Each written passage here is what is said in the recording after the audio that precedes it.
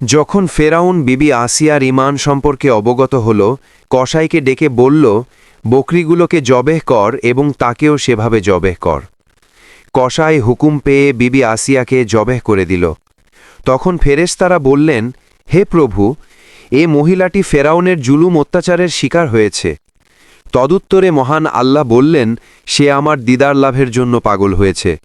যখন তার জান বের হওয়ার সময় হয়েছে, মহান আল্লাহ জিবরিল ফেরেশতাকে বললেন, সে কি বলছে ঠোঁক নেড়ে শোন, অথচ আল্লাহ পাকের সব কিছু জানা। জিবরিল বললেন, সে একটি ঘর চায়। ফেরেশতারা বললেন, মাওলা, তার অতিশয় কঠিন পরীক্ষা এবং ধৈর্য ধারণ করা কঠিন ব্যাপার। দরখাস্তটি তার তুলনায় অতিশয় নগণ্য।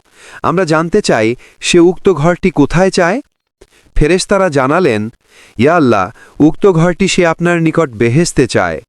ফেরেশতারা বললেন, এ ঘরটি বিরাট ও অতিশয় সম্মানী। যেহেতু সে আপনার পড়শি, আল্লাহ পাক তদুত্তরে বললেন, আমি তার চাওয়ার আগেই দিয়েছি। কসাই তার গায়ের চামড়া খুলতেছিল, সে তার দিকে তাকিয়ে শুধু আল্লাহ আল্লাহ বলতেছিল। আল্লামা বাগবী বলেন, অতপর ফেরাউন আদেশ দিল, একটি মস্ত বড় পাথর তার বুকে চেপে দাও।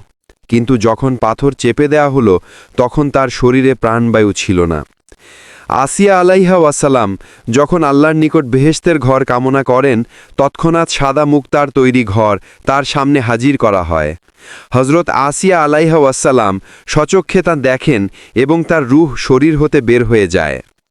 হাসান বসরি অন্যান্য ব্যক্তিগণ বর্ণনা করেন, আল্লাহ তাআলা তাকে বেহেশতে উঠায় নিয়েছেন, তথায় সে খানাপিনায় রত আছেন।